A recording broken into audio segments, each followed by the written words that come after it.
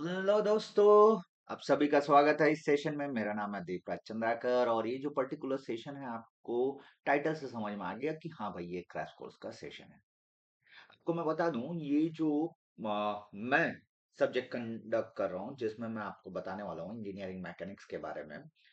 ये जो सेशंस रहेंगे कुछ इस प्रकार से रहेंगे कि ये रिकॉर्डेड फॉर्म में मैं आपको प्रोवाइड करूंगा।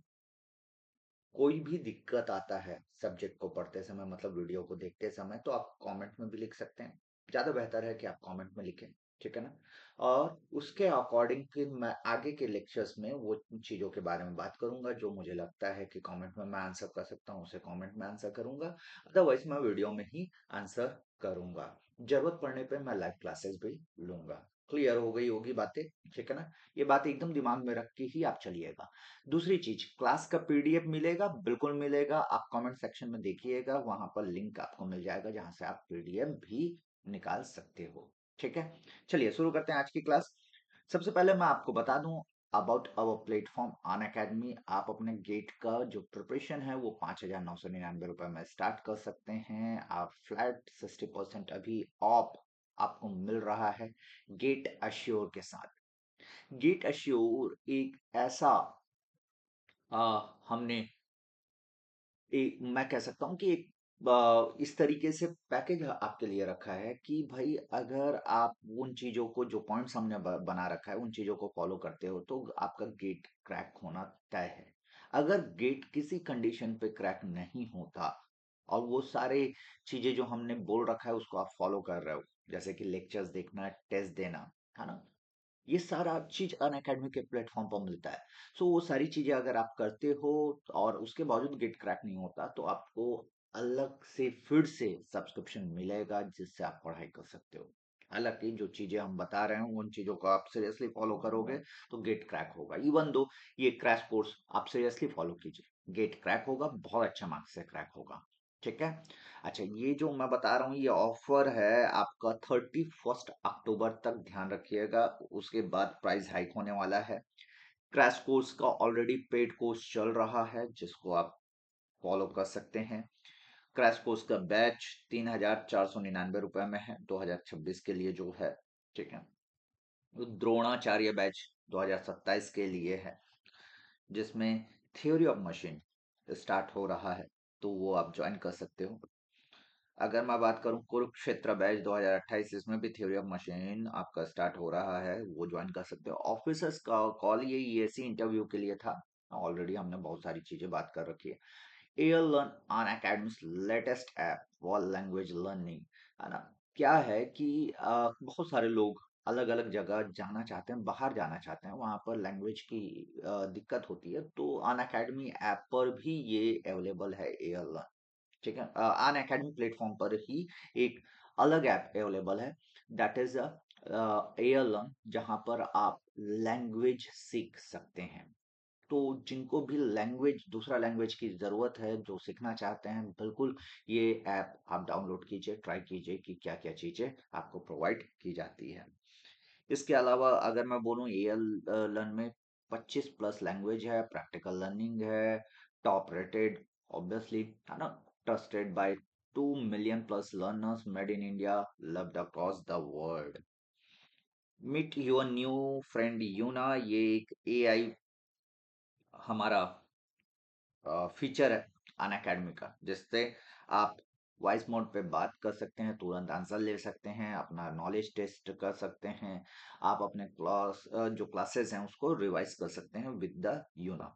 ठीक। अच्छा, कोई भी सब्सक्रिप्शन आप ले गेट का उसमें टेस्ट सीरीज आपको मिलने वाला है, ये डिटेलिंग है टेस्ट सीरीज का। आइकॉनिक और प्लस दो तरीके के सब्सक्रिप्शन होते हैं। आइकॉनिक में ये सारी चीजें मिलने वाली हैं, प्लस में आपको 1-to-1 लाइव मेंटरशिप नहीं मिलता और फिजिकल नोट्स नहीं मिलता है। मेंटरशिप के लिए आपको सेशन बुक करना रहेगा, टाइम स्लॉट लेना रहेगा और अपने मेंटर के साथ कनेक्ट कर सकते हो। और ये है 2025 के टॉपर्स। चलिए शुरू करते हैं आज की क्लास। इंजीनियरिंग मैकेनिक्स के बारे में अगर हम बात करें तो engineering mechanics is mainly the study of forces and there effects on rigid bodies and particles. ठीक है ना, पार्टिकल्स के बारे में भी हमको चर्चा करना है, रिजिड बॉडी एंड पार्टिकल्स। ठीक।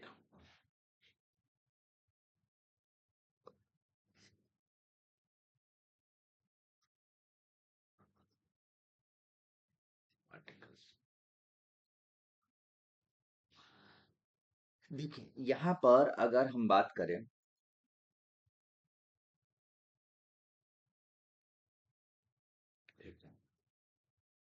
यहाँ पर अगर हम बात करें तो ये जो है आपका रियल इंजीनियरिंग प्रॉब्लम को सॉल्व करने के लिए कुछ बातें हैं जो हमको समझनी है।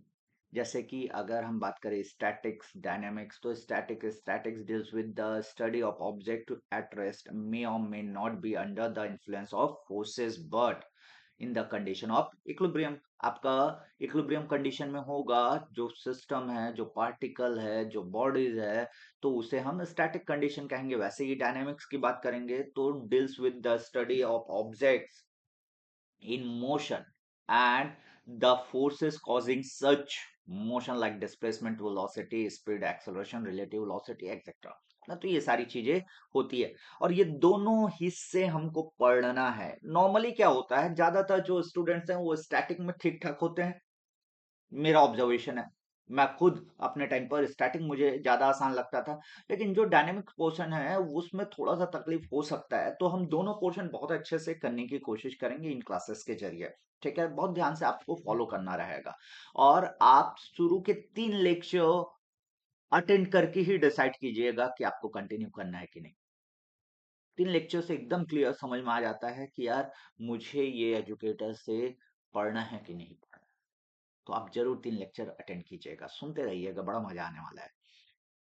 देखिए डायनेमिक्स को हम दो हिस्से में डिवाइड कर सकते हैं, एक होता है कैनेमैटिक्स, एक होता है काइनेटिक्स। दोनों में हम मोशन की स्टडी करते हैं। कैनेमैटिक्स में जो मोशन का कॉज है, कारण है, उसे हम कंसीडर नहीं करते, लेकिन काइनेटिक्स में cause of motion is consider. Study of motion of bodies without consideration of the cause of the motion, it deals with the space time relationship of the motion of body like displacement, velocity and acceleration.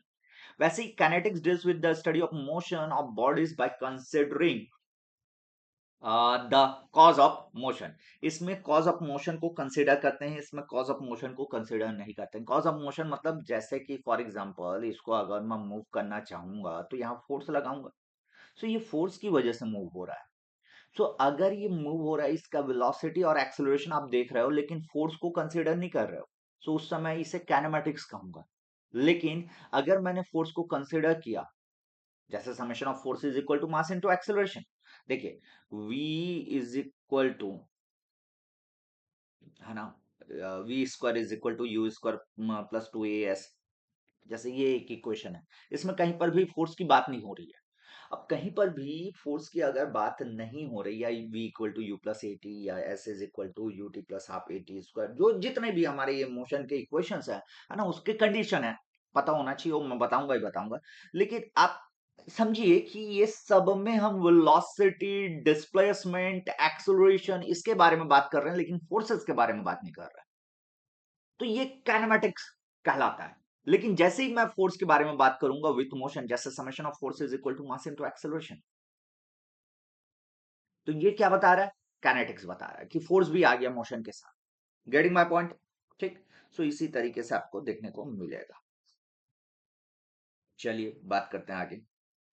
देखिए मैं आपको ये एक एनालॉजिस बताऊंगा। ये एनालॉजिस आपको ध्यान रखना है। 2 तरीके के मोशन है आपके पास, लीनियर मोशन, रोटेशनल मोशन। तो लीनियर मोशन, रोटेशनल मोशन में क्या क्या बातें होती हैं वो ध्यान रखना, है ना। पूरे चैप्टर्स के दौरान, पूरे इंजीनियरिंग मैकेनिक्स के दौरान जो नोटेशंस हैं वो भी मैं यही इस्तेमाल करने वाला हूँ, तो ये ध्यान रखिएगा। ये नोटेशंस भी फाइनल है, साथ के साथ आपको दिख रहा है कि यहाँ क्या बातें हो रही है, क्या चीजें हम करने वाले हैं।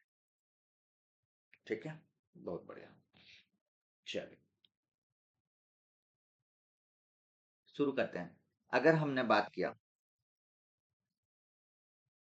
डिस्प्लेसमेंट, सो डिस्प्लेसमेंट आपका लीनियर में हम एस से शो करेंगे, जिसका यूनिट होता है मीटर। रोटेशन में हम थीटा से इसे एंगुलर भी कह सकते हैं, ठीक है ना।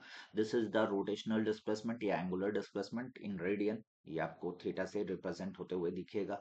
वेलोसिटी, इनिशियल वेलोसिटी को हम यू से शो करेंगे, फाइनल वेलोसिटी को वी से शो करेंगे, जो कि आपका क्या होता है, change of displacement with respect to time, है ना, या rate of change of displacement. That is nothing but velocity. तो इनिशियल एंड फाइनल वेलोसिटी इसका यूनिट होता है मीटर पर सेकंड। वैसे ही यहाँ पर ओमेगा नॉट एंड ओमेगा, तो ये आपका क्या होगा, rate of change of angular displacement, वही हो आपका एंगुलर वेलोसिटी होगा। सो इसका यूनिट होता है रेडियन पर सेकेंड में। एक्सेलरेशन के बारे में बात करें तो आपका ए से हम रिप्रेजेंट करेंगे लीनियर में, और एंगुलर में या रोटेशनल में हम अल्फा से रिप्रेजेंट करेंगे, which is sorry which is nothing but rate of change of velocity. ठीक। सो इसे भी आप क्या लिख सकते हो, D omega by D T, ये लिख सकते हैं। बिल्कुल। ठीक। काइनेटिक एनर्जी के बारे में बात करें तो काइनेटिक एनर्जी जो स्टोर करता है किसी भी सिस्टम में, तो उसमें अगर मास है तो काइनेटिक एनर्जी स्टोर करेगा, या फिर उसका मास मास है तो मास मोमेंट ऑफ इनर्शिया भी होगा। सो मास या मास मोमेंट ऑफ इनर्शिया, ये मास मोमेंट ऑफ इनर्शिया है और ये मास है। तो किसी भी सिस्टम में अगर मास है तो उसमें काइनेटिक एनर्जी स्टोर होगा। तो लीनियर सिस्टम के समय हम मास को कंसिडर करते हैं, लीनियर मोशन हो रहा होगा तो। और अगर रोटेशनल मोशन हो रहा होगा तो उस समय हम आई को कंसिडर करते हैं, that is the mass moment of inertia. जैसे कि linear kinetic energy half m v square. So m की जगह अब रोटेशनल में आई आ जाएगा, वी की जगह ओमेगा आ जाएगा, तो हाफ आई ओमेगा स्क्वायर। ठीक। वैसे ही मोमेंटम एम वी, ये लीनियर मोमेंटम हुआ।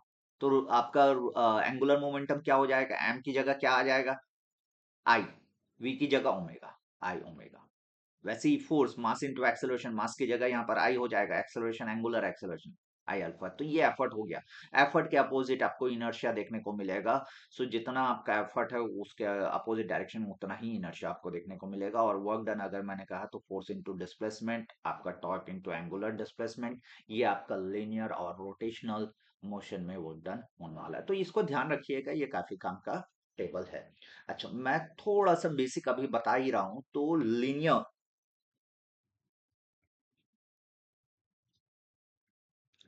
मोशन में अभी हम बेसिक पढ़ रहे हैं ना, ध्यान रखिएगा।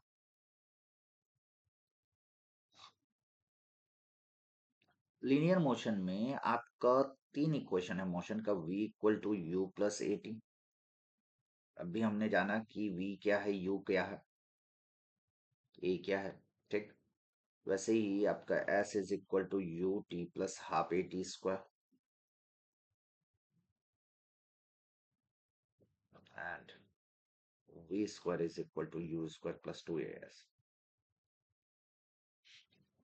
वैसे ही अगर रोटेशनल सिस्टम की बात करें,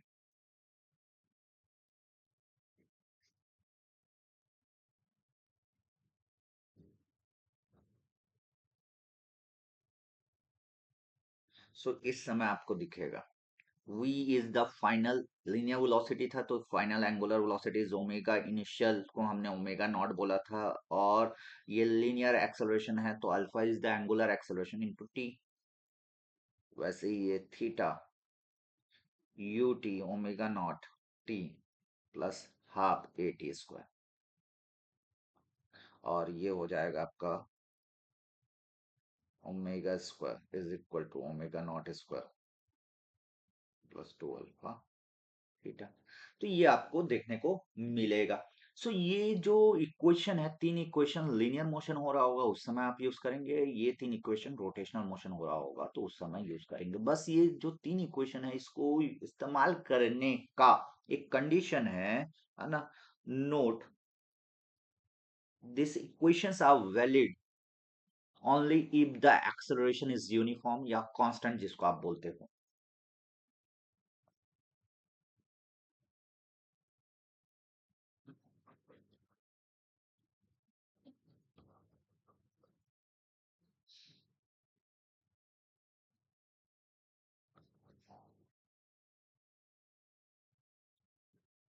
when acceleration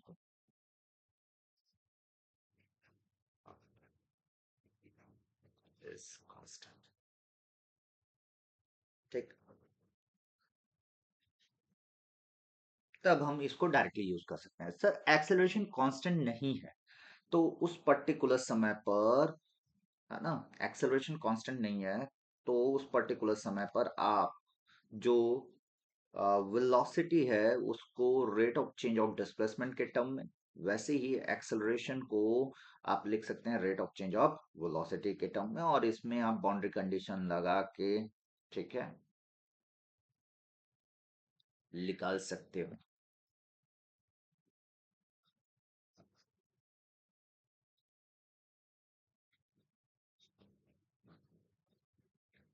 तो वेलोसिटी एक्सेलरेशन आप ये जो इक्वेशन है इसका इस्तेमाल करके निकाल सकते हो जब एक्सेलरेशन कांस्टेंट नहीं है। अब क्या होता है, कई बार आपके दिमाग में आता है कि सर ये जो आपने इक्वेशन बताया है ये एक्सेलरेशन कांस्टेंट नहीं है तभी वैलिड है क्या?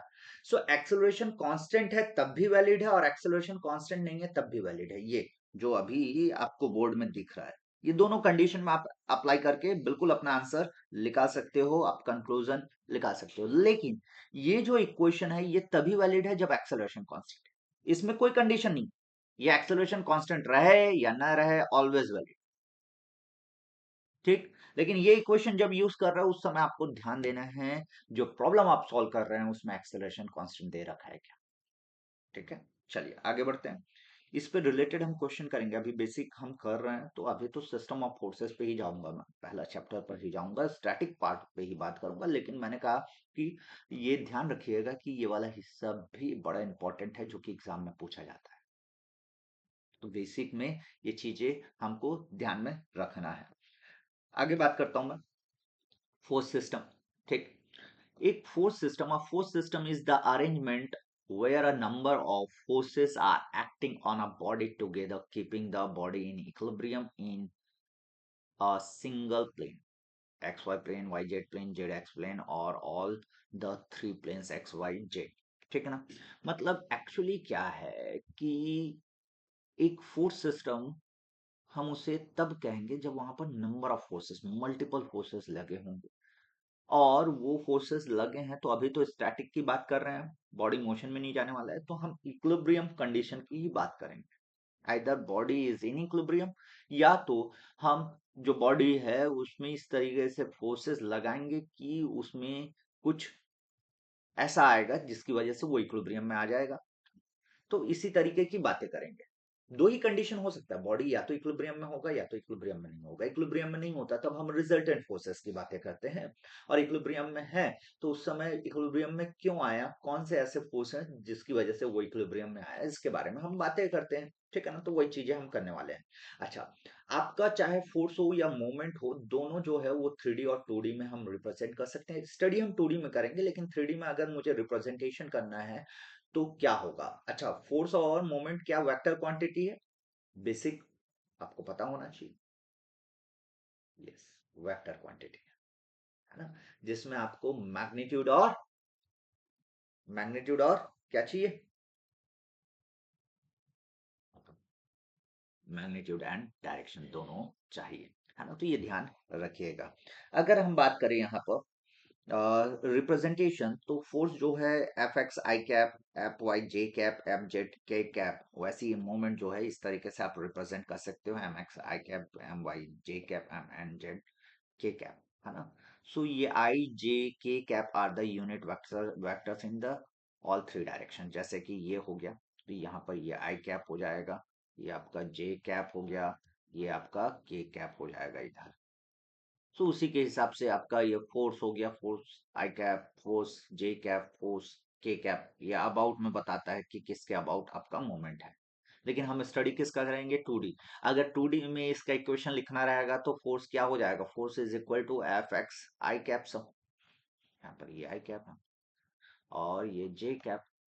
सो f x i cap plus f y j cap. Z है क्या? नहीं है सर, वो तो जीरो हो गया। अगर हम मोमेंट के बारे में बात करेंगे तो एम जेड बस है, तो मोमेंट कितना हो जाएगा? एम जेड किसके अबाउट? थर्ड परपेंडिकुलर एक्सिस के अबाउट। एम जेड जो है वो थर्ड परपेंडिकुलर एक्सिस के अबाउट होगा, तो एम के कैप बस होगा। इसमें इसके अबाउट कोई मूवमेंट नहीं हो सकता, इसके अबाउट मूवमेंट नहीं हो सकता। अच्छा, इसको थोड़ा सा इस तरीके से समझिए कि एक दीवार है आपके सामने, जो दीवार है तो दीवार का जो नीचे वाला लाइन जा रहा है वो एक्स एक्सिस हो गया, ऊपर वाला लाइन जो है वो वाई एक्सिस हो गया। तो इस दीवार में अगर किसी चीज को घुमाना चाहोगे तो वो दीवार में प्लेन में घूमेगा, तो वो थर्ड परपेंडिकुलर एक्सिस के अबाउट घूमेगा। तो इस तरीके से हम रिप्रेजेंटेशन इसका देते हैं, और हमारा ज्यादातर जो प्रॉब्लम है ना, इसी में हम सॉल्व करने वाले हैं। ठीक है, देखिए, अगर हम बात करें अब कि एक जो सिस्टम है, फोर्स सिस्टम, वो इक्विलिब्रियम में है, तो इक्विलिब्रियम में होगा तो उसे आपका ये जो इक्वेशंस है वो सेटिस्फाइड करना जरूरी है। Summation of force in the x direction या summation of horizontal force equal to zero, summation of vertical force या summation of F Y equal to zero, and moment about the Z axis is zero. ये 2D के लिए है। This is the static equilibrium equations.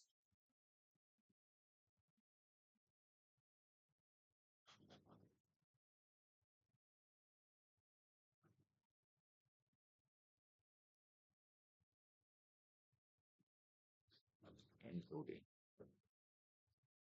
तो ये आपको देखने को मिलेगा। ठीक, बहुत बढ़िया। सो ये 2D में आपको स्टैटिक इक्विलिब्रियम इक्वेशन देखने को मिलता है दोस्तों। 3D में अगर कोई पूछ दे, हालांकि हमको 3D की जरूरत नहीं है, लेकिन 3D में कोई पूछ दे तो स्टैटिक इक्विलिब्रियम इक्वेशंस इन 3D, 2D में कितने हो गए? 3। और स्टैटिक इक्विलिब्रियम इक्वेशन इन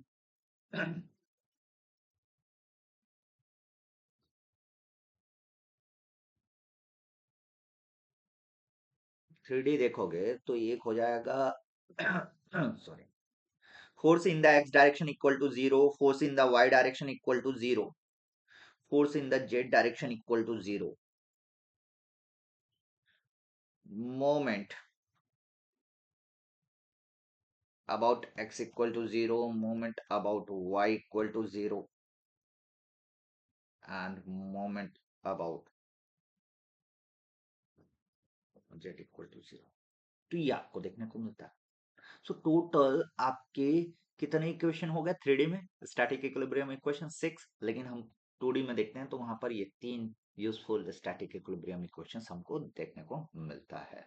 ठीक है, चलिए आगे बढ़ते हैं। अगर हम फोर्स सिस्टम के बारे में बात करें तो types of force system, types of force system, तो ये आपको देखने को मिलेगा। कोप्लेनर फोर्सेस रिप्रेजेंटेशन कुछ इस तरीके से, ठीक है ना, कि आपका सारे फोर्सेस, कोप्लेनर फोर्सेस मतलब सारे फोर्सेस एक ही प्लेन में है। जितने भी फोर्सेस रहेंगे वहां पर, सारे फोर्सेस एक ही प्लेन में है, तो उसे हम कोप्लेनर फोर्सेस कहते हैं।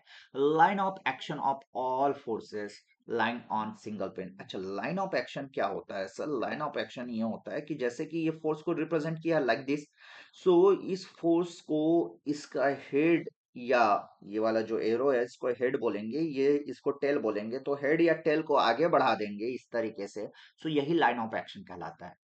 सो जो फोर्सेस हैं या उसका लाइन ऑफ एक्शन जो है वो एक ही प्लेन पर है, तो उसे हम कहते हैं कोप्लेन फोर्सेस। ठीक है ना, जो भी आपके फोर्सेस हैं उसका लाइन ऑफ एक्शन या जो फोर्सेस हैं वो एक ही प्लेन में है, तो उसे हम कोप्लेनर फोर्सेस कहते हैं। स्टैटिक इक्विलिब्रियम इसमें summation of F X equal to zero, summation of F Y equal to zero और summation of moment equal to zero हम लगा सकते हैं, बिल्कुल।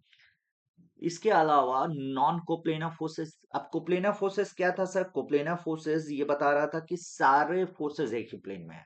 नॉन कोप्लेनर फोर्सेस, सारे फोर्सेस एक प्लेन में नहीं है। ठीक है, देख सकते हो कि एक फोर्स यहां पर है, एक फोर्स यहां पर है। So that line of action of all forces not line on single plane. Static equilibrium equations जो है वो आपका फोर्सेस जो है ना, force in the x direction, y direction ये आप लगा सकते हो, मोमेंट आप लगा, ये force in the z direction है, ठीक है ना, तो ये आप लगा सकते हैं। ठीक है, तो ये आपको देखने को मिलता है। अगर हम बात करें कॉन्करेंट फोर्सेस, सो कॉन्करेंट फोर्सेस जो है वो आपका क्या होता है? ये अलग अलग प्लेन में है, अलग अलग प्लेन में था, तो नॉन कोप्लेनर फोर्सेस उसमें पूरा हमारा जो 3D में ही यूज कर रहे थे वो पूरा का पूरा इक्वेशन यूजफुल हो जाएगा। लेकिन अगर हम कॉन्करेंट फोर्सेस की बात करते हैं तो इसमें दो ही इक्वेशन आपका वैलिड हो जाएगा, मोमेंट ऑटोमेटिकली जीरो रहता है, क्योंकि सारे फोर्सेस या line of action of forces is passing through a single point, है ना, तो इसे हम कॉन्करेंट फोर्स सिस्टम कहते हैं। तो बेसिकली ये 3 तरीके के फोर्स सिस्टम होते हैं। बाकी जो फोर्स सिस्टम है इसी को मिला के बनते हैं, जैसे कि coplanar concurrent force system, coplanar concurrent बोल दिया तो क्या हो जाएगा? सारे फोर्सेस एक ही पॉइंट से गुजर रहे हैं और एक ही प्लेन पर हैं। ठीक, तो इस तरीके से आपको देखने को मिलेगा। अच्छा, अब देखिए, एक सवाल आता है कि यार अगर हमारे पास फोर्स सिस्टम है, नंबर ऑफ फोर्सेस लगे हैं एक बॉडी पर, एक पार्टिकल पर, तो उसे हमको कन्वर्ट करना है सिंगल फोर्स में। मतलब बेसिकली हम रिजल्टेंट निकालना चाहते हैं। Resultant is nothing but the you know the force which can be replaced by, मतलब इसको ऐसा समझाता हूँ मैं। रिजल्टेंट फोर्स, अगर मैं रिजल्टेंट निकालना चाह रहा हूँ ना, किसी भी सिस्टम में अगर नंबर ऑफ फोर्सेस लगे हैं, तो हम क्या करेंगे, जितने भी फोर्सेस उस सिस्टम में लगे हैं उसको मैं वो एक सिंगल फोर्स से रिप्लेस कर सकता हूँ, और वो जो सिंगल फोर्स होगा वही सेम इफेक्ट देगा जो बाकी फोर्सेस मिलाकर उस बॉडी पर इफेक्ट दे रहे थे। Getting my point? सो उसे हम कहते हैं रिजल्टेंट। सो उसको निकालने के लिए एक पैरेललोग्राम लॉ होता है। पैरेललोग्राम लॉ कहता है, इसके बारे में बात कर लेते हैं। ये कहता है, if two forces are acting, if two forces are acting at a point, if two forces are acting at a point and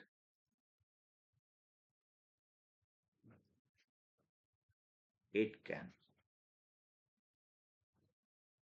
represent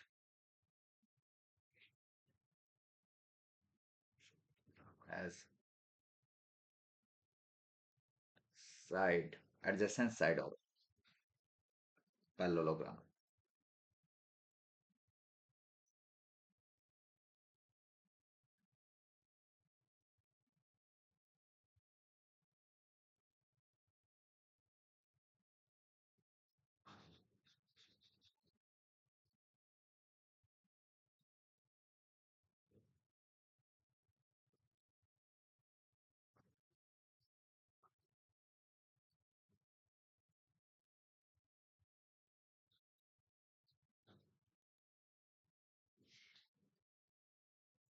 then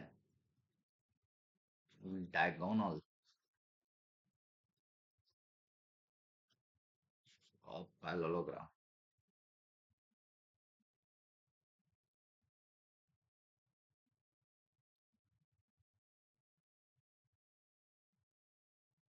diagonal of parallelogram passing through that point। कौन सा point? जहां पर वो दोनों force act कर रहे होंगे। passing through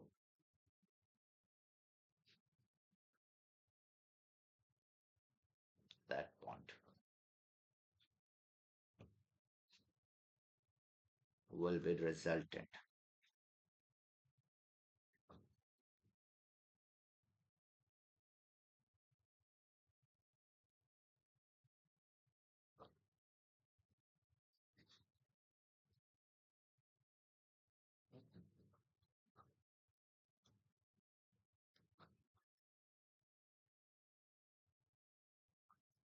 that two forces,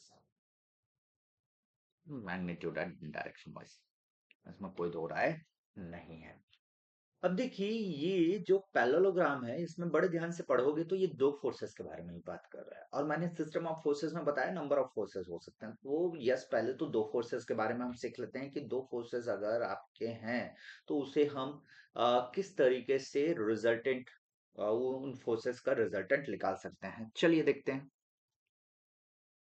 ये कह रहा है कि अगर आपके ये दो फोर्सेस हैं, लेट अस एज्यूम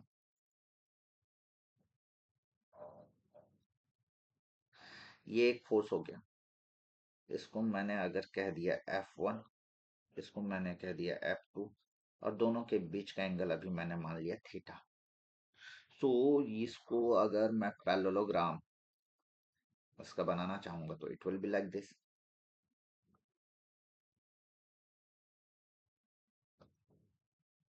ठीक, ऐसा ही होगा। लेट अस एज्यूम इसको मैंने कह दिया A, ये पॉइंट को मैंने कह दिया B, इसको मैंने कह दिया C, और इसको मैंने कह दिया D। ABCD। अब इसमें as per the statement resultant कौन सा होगा? ये रिजल्टेंट हो जाएगा, ये डायगोनल जो। ये रिजल्टेंट हो जाएगा, बिल्कुल सही सर। तो चलिए इसको थोड़ा सा आगे सिंप्लीफाई करते हैं हम। अगर मैंने कहा हम्म, चलो ये वाला जो लाइन है इसको आगे बढ़ाया और इसमें यहां से एक परपेंडिकुलर लाइन डाला, ये परपेंडिकुलर लाइन डाल दिया। सो ये तो आपका थीटा ही होगा भैया, ये थीटा है तो ये तो देखो ये F1 तो ये F1, ये F2 तो ये F2, yes this is equal to F2। So अगर ये F2 होगा तो ये वाला हिस्सा हो जाएगा F2 cos थीटा। कौन सा हिस्सा, यहां से लेकर यहां तक, इसको E बोल दिया तो DE F2 cos थीटा हो जाएगा। वैसे ही CE जो है वो F2 sin थीटा के बराबर हो जाएगा। सो बड़े ध्यान से देखोगे तो ये एक बड़ा राइट एंगल ट्रायंगल यहाँ पर आपको देखने को मिल रहा है। It will be like this।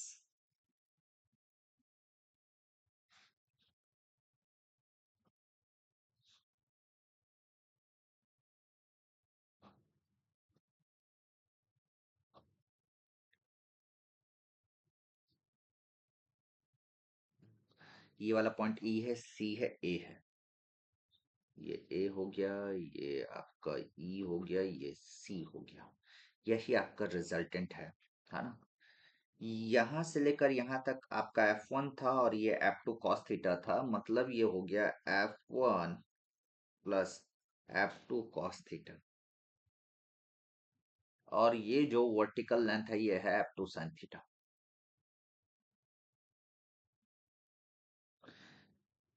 तो दोस्तों क्या हम यहां से अब रिजल्टेंट निकाल सकते हैं। राइट एंगल ट्रायंगल है तो as per the Pythagoras we know that a c square is equal to c e square plus a e square लिख सकते हैं। ए सी स्क्वायर मतलब आर का square is equal to c e square which is f two square sine square theta plus a e square which is nothing but f one plus F two cos theta the whole square. तो ये हो जाएगा R square is equal to f two square sine square theta f one square plus F two square cos square theta plus two F one F two cos theta. बिल्कुल sir. So यहाँ पर ये f two sine square theta f two cos square theta, तो f two square common निकल जाएगा तो अंदर बच जाएगा sine square theta plus cos square theta. और हम सभी को पता है कि आपका cos square theta plus sine square theta is equal to 1। तो यहाँ पर R square is equal to आपको मिल जाएगा F1 स्क्वायर ये वाला प्लस F2 स्क्वायर 1 हो गया ना, cos square theta plus sine square theta is equal to 1। और ये बच गया अब 2F1 F2 cos थीटा। सो ये जो रिजल्टेंट आ जाएगा ये हो जाएगा F1 square plus F2 square plus 2F1 F2 cos theta.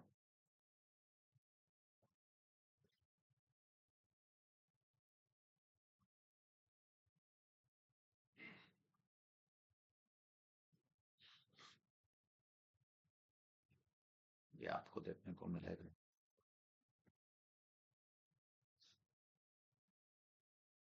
Resultant ठीक। सो ये आपको रिजल्टेंट देखने को मिल जाएगा। अब देखिए यहाँ पर अगर मैं बात करूं तो ये जो रिजल्टेंट है ये तो हमने निकाल लिया और इसी फॉर्मूले का इस्तेमाल करके हम आराम से कभी भी दो फोर्सेस का रिजल्टेंट आराम से निकाल सकते हैं। अच्छा इसमें थीटा क्या है, वो दोनों फोर्सेस के बीच का एंगल। F1 F2 क्या है, वो दोनों फोर्सेस है। बिल्कुल सही था। अच्छा एक चीज और कि ये जो रिजल्टेंट है अगर मैंने कहा यहां से हॉरिजॉन्टल से ये अल्फा एंगल बना रहा है तो ये निकाल सकते हो। बिल्कुल sir. So tan alpha is equal to आपका perpendicular upon base F2 sin theta divided by F1 plus F2 cos theta. इस तरीके से आप निकाल सकते हो। साथ के साथ इसमें कुछ कंडीशंस आपको देखने को मिलेंगे, जैसे कि अगर मैंने कहा case number 1 if theta is equal to zero, अगर थीटा जीरो हुआ मतलब दोनों फोर्सेस क्या होंगे, ये थीटा जीरो हो गया तो दोनों फोर्सेस सेम डायरेक्शन में जाएंगे, सब एक दूसरे को ओवरलैप करते हुए,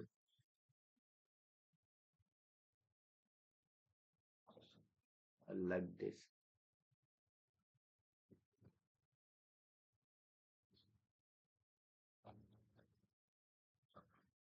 सो इस समय थीटा इक्वल टू जीरो इसमें पुट कर दीजिए। थीटा इक्वल टू जीरो जब आप पुट करोगे तो क्या हो जाएगा sir, cos zero is one. So F one square plus F two square plus two F one F two, तो ये आ जाएगा R resultant is equal to F one plus F two. अरे भैया, यहाँ पर F one square plus F two square plus two F one F two, तो ये क्या हो जाएगा, F one plus F two का whole square, square root cancel हो गया तो बचेगा यही। और यही आपका मैक्सिमम रिजल्टेंट है। आप सोचिए कि दो फोर्सेस सेम डायरेक्शन में अगर काम कर रहे हैं तो वही आपका मैक्सिमम इफेक्ट देगा, वही मैक्सिमम रिजल्टेंट होगा। सो डायरेक्टली ऐड हो गया, आप देख पा रहे हैं। ठीक। दूसरा, अगर थीटा जो है 180 डिग्री हो गया तो दोनों फोर्सेस एक दूसरे से अपोजिट सेंस में होंगे सब। एक फोर्स इधर जा रहा हो, एक फोर्स इधर जा रहा होगा।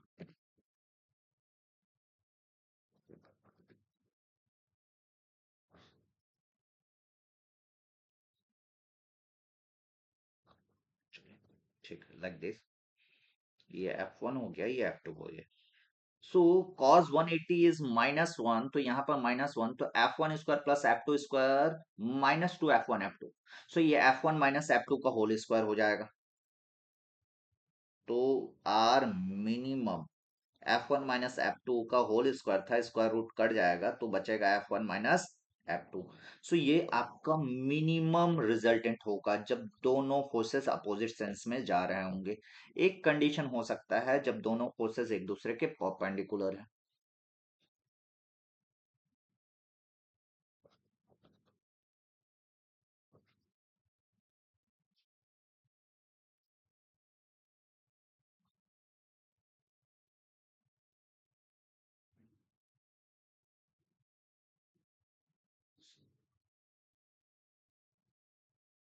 एफ वन एफ, सो इसका जो रिजल्टेंट होगा आर, भाई theta is equal to 90 degree, sir zero हो जाएगा तो बचा क्या, f one square plus F two square का स्क्वायर रूट। मतलब दो परपेंडिकुलर फोर्सेस का जो रिजल्टेंट है वो हम इस तरीके से निकाल सकते हैं। हमको दिख रहा है ना। अच्छा, फोर्सेस आर वेक्टर क्वांटिटी, बिल्कुल सर। सो अभी तक ये जितना बात हमने किया है ये वेक्टर क्वांटिटी के लिए वैलिड है। चाहे वो फोर्स हो, एक्सेलरेशन हो, वेलोसिटी हो, सबके लिए वैलिड है। अभी हम नो डाउट स्पेसिफिकली फोर्स के लिए बात करते हुए आए, लेकिन मैंने आपको लास्ट में एक पॉइंट बता दिया कि भैया ये जो बात हमने किया है अभी, ये किसी भी तरीके के वेक्टर क्वांटिटी के लिए वैलिड है। मतलब अगर दो वेलोसिटी हो एक पॉइंट का, दो वेलोसिटी है एक पॉइंट का, सो उसका रिजल्टेंट वेलोसिटी आप ये जो पर्टिकुलर फंडा है उसका इस्तेमाल करके निकाल सकते हो। होपफुली ये क्लियर है। ठीक। सो हमने अभी देखा है कि यार दो फोर्सेस हैं तो उसका रिजल्टेंट कैसे निकालेंगे, लेकिन हमारे पास तो सर दो से ज्यादा फोर्सेस हो सकते हैं। सो उस समय हम क्या करेंगे, उस समय हम उन फोर्सेस को रिजोल्व कर लेंगे दो डायरेक्शन में, हॉरिजॉन्टल और वर्टिकल डायरेक्शन में, और उसका पूरा सम निकाल लेंगे, इधर क्या हो रहा है इधर क्या हो रहा है, उसके बाद उसका रिजल्टेंट निकाल सकते हैं। इसका ये मतलब हुआ कि कितने भी फोर्सेस हो, उसको दो डायरेक्शन में अगर आपने ले आया तो उसका रिजल्टेंट आराम से आप निकाल सकते हो। ठीक है। सो अगर हम बात करें कि भाई एक कोप्लेनर कॉन्क्रीट फोर्स सिस्टम में रिजल्टेंट निकालना है जहां पर मल्टीपल फोर्सेस है, उस समय हम क्या करेंगे, तो रिजोल्यूशन ऑफ फोर्सेस जैसे मैंने बताया वैसे ही करेंगे। बड़े ध्यान से देखोगे तो ये जो एग्जांपल आपके सामने है इसमें क्या है कि एक फोर्स इधर जा रहा है, एक फोर्स इधर जा रहा है, this is the P Q R और एस। और ध्यान से अगर देखोगे तो जो पी है वो यहां से एंगल बना रहा है गामा, क्यू जो है वो यहां से एंगल बना रहा है अल्फा, हॉरिजॉन्टल से, ये वर्टिकल से बना रहा था, ये किससे, माफ करना, एक मिनट। ये P है, ये Q है, ये R है, S। टोटल कितने फोर्सेस हो गए? 4 फोर्सेस। ये जो है ये आपका लैम्डा एंगल बना रहा है वर्टिकल से P, ये अल्फा एंगल बना रहा है हॉरिजॉन्टल से Q, R आपका हॉरिजॉन्टल से बीटा एंगल बना रहा है। वैसे ही S जो है वो वर्टिकल से गामा एंगल बना रहा है। बहुत सिंपल तरीके से बता रहा हूं कि जो जहां से एंगल बना रहा है ना, उसको उसी तरीके से आप ब्रेक करेंगे। जैसे कि ये जो है अगर वर्टिकल के साथ एंगल बना रहा है तो ये इधर चला जाएगा, इसका एक कंपोनेंट, इसका एक कंपोनेंट इधर आ जाएगा। वर्टिकल के साथ एंगल बना रहा है तो इसका कॉस कंपोनेंट हो जाएगा कॉस लैम्डा, ये बच गया वो साइन, तो पी साइन लैम्डा। वैसे ही अगर हम इसमें बात करेंगे, सब जगह ये ऐसे ही ब्रेक हो जाएगा। ये यहाँ एक कंपोनेंट इसका आ जाएगा, एक कंपोनेंट इधर आ जाएगा, वैसे ही इसका एक कंपोनेंट इधर आ जाएगा, एक कंपोनेंट इधर आ जाएगा, लाइक दिस। सो जो जिसके साथ एंगल बना रहा है, जैसे यहाँ हॉरिजॉन्टल के साथ तो कॉस कंपोनेंट इधर आ जाएगा, कॉस अल्फा, ये बच गया साइन। यहाँ पर अगेन हॉरिजॉन्टल के साथ तो horizontal component R cos beta, R sine beta हो जाएगा। ये हो जाएगा एस साइन लैम्डा, गामा माफ करना, है ना, गामा। ये हो जाएगा एस साइन कॉस का वर्टिकल के साथ ना, बिल्कुल। सो वही चीज ये जो ब्रेक हुआ है, अब ये हॉरिजॉन्टल है, ये भी हॉरिजॉन्टल है, ये भी हॉरिजॉन्टल, ये भी हॉरिजॉन्टल, टोटल 4 फोर्सेस। ये देखिए, दो इधर दो इधर, 4 फोर्सेस हॉरिजॉन्टल। वैसे ही ऊपर दो नीचे दो वर्टिकल डायरेक्शन। सो इसका टोटल अब सम निकाल सकते हो, बिल्कुल सर सम निकल जाएगा कि force in the x direction कितना हुआ, force in the y direction कितना हुआ, और उसके बाद उसका रिजल्टेंट आप निकाल सकते हो। मतलब ये कन्वर्ट हो जाएगा। लेट अस एज्यूम कि ये जो वैल्यू है ऑब्वियसली इधर अपोजिट साइड जा रहा है और ये इधर जा रहा है, तो दोनों एक दूसरे से माइनस हुआ और बचा फाइनली इस साइड, है ना। जो भी वैल्यू आया, ये बड़ा है ये छोटा है, सो ये जो वैल्यू आ रहा है उधर कुछ बच रहा है। वैसे ही ऊपर की ओर अगर ये बच रहा है तो ये फाइनली, है ना, अगर मैंने कहा ये y बचा ये x बचा, तो x और y का रिजल्टेंट आप निकाल सकते हो बाय यूजिंग पैरेललोग्राम लॉ। ठीक, तो ये आपको देखने को मिलेगा। उसका हम एंगल भी निकाल सकते हैं, थीटा जो रहेगा, अगर इसमें रिजल्टेंट हम निकालना चाह रहे हैं तो ये रिजल्टेंट आर हो जाएगा, आर का ये एंगल हॉरिजॉन्टल से थीटा, सो वो हो जाएगा summation of Y divided by summation of X, tan inverse, है ना। अरे tan theta is equal to Y by X हो जाएगा। सो आपका theta is equal to tan inverse Y by X होगा, tan inverse Y by X. ठीक। एक होता है आपका लामिस थ्योरम। अगर हम बात करें तो एक होता है आपका लामिस थ्योरम, और लामिस थ्योरम क्या होता है कि जब तीन कोप्लेनर फोर्सेस एक्ट कर रहे होंगे एक सिस्टम पर, है ना।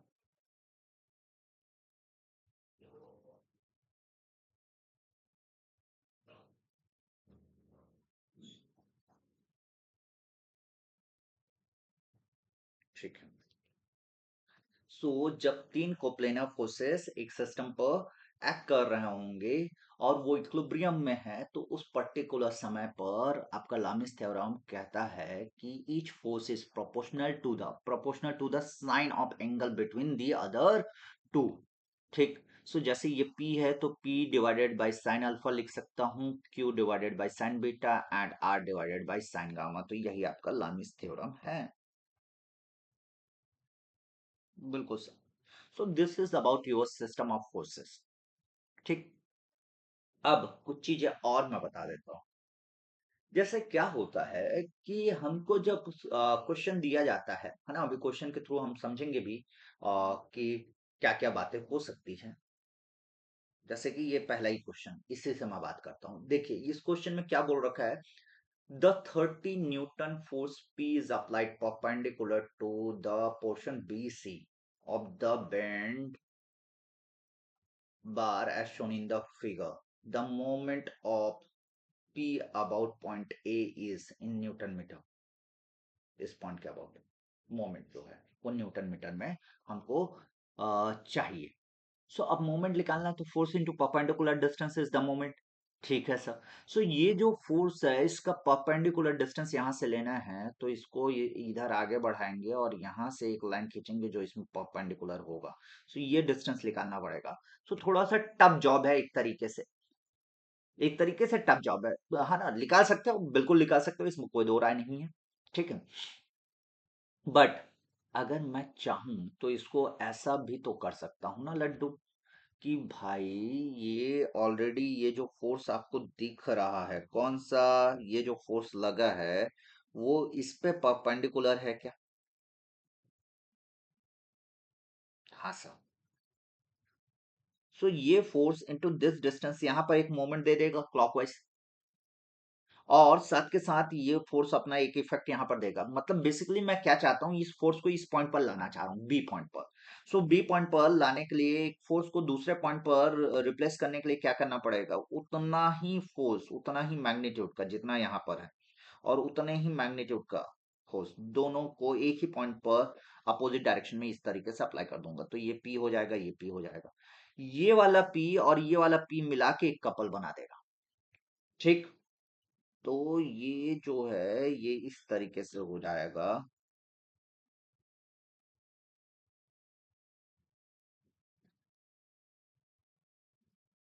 अब ये वाला पी मिला के एक कपल बना दिया, विच इज पी 13 to 1.6। ठीक।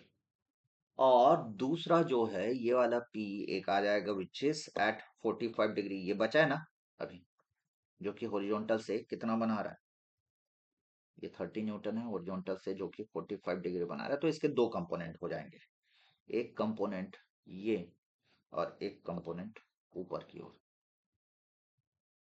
तो ये हो जाएगा आपका पी कॉस 45, ये हो जाएगा पी साइन 45। सो यहाँ पर जब हम निकालेंगे वैल्यू, तो वो कितना हो जाएगा, इस पॉइंट का अबाउट मोमेंट लेना है, taking moment about the point A.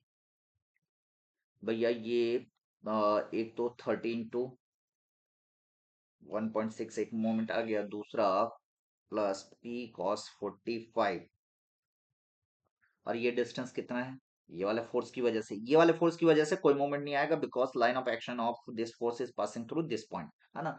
सो ये फोर्स की वजह से एक मोमेंट आ जाएगा विच इज 1.6 से मल्टीप्लाई कर देंगे। सो फाइनली इसका आंसर कितना आ रहा है, चलिए देख लेते हैं। The moment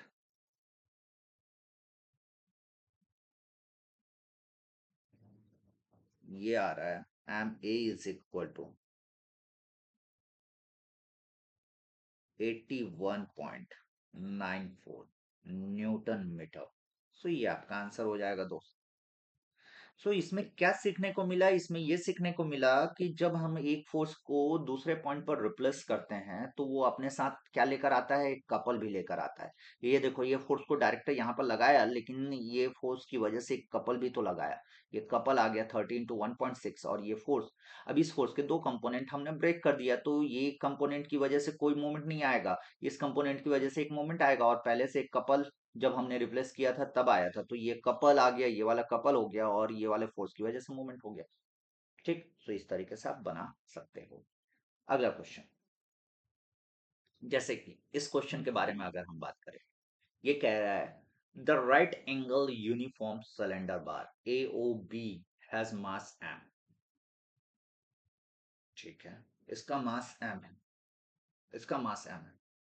if the friction at the pivoted O is neglected, the minimum cylinder mass M1 required to cause loss contact at A, यहाँ पर मतलब ये कितना मास होना चाहिए कि यहाँ पर आपका कांटेक्ट जो है वो ब्रेक हो जाए। ठीक है। सो इस क्वेश्चन के बारे में बात करते हैं, ये बहुत बढ़िया क्वेश्चन है। इसमें क्या है कि ये जो मास है ये पूरा इसमें डिस्ट्रीब्यूटेड है। सो L/3, तो L/3 के सेंटर में यहीं यहाँ कहीं इसका सेंटर ऑफ ग्रेविटी इधर का मास देगा, और इधर का मास यहाँ कहीं इसका सेंटर ऑफ ग्रेविटी देगा। तो इसका अगर FBD free body diagram which is free from the supports and supports are replaced by the appropriate reactions, तो ये इस तरीके से कुछ है।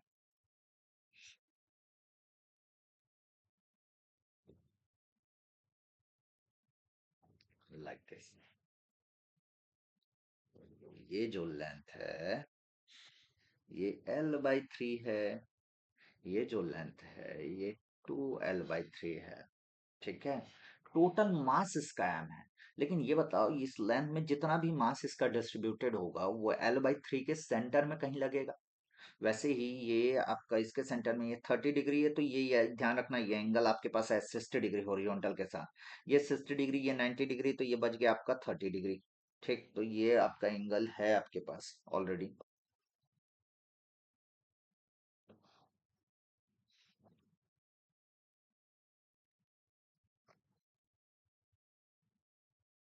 60 डिग्री एंड 30 डिग्री। और ये जो M1 मास है इसका, ये कितना हो जाएगा जी? सर M1 नीचे की ओर अगर इसको मैंने टी तो 2T = M1।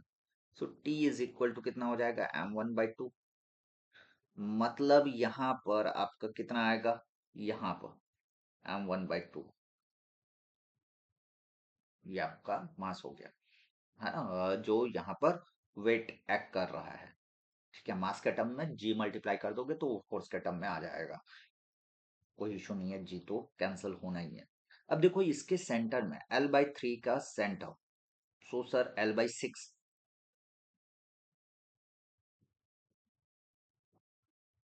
L/6 ये वाला डिस्टेंस अब L/6 हो जाएगा। सो वहां कहीं एक्ट कर रहा हो।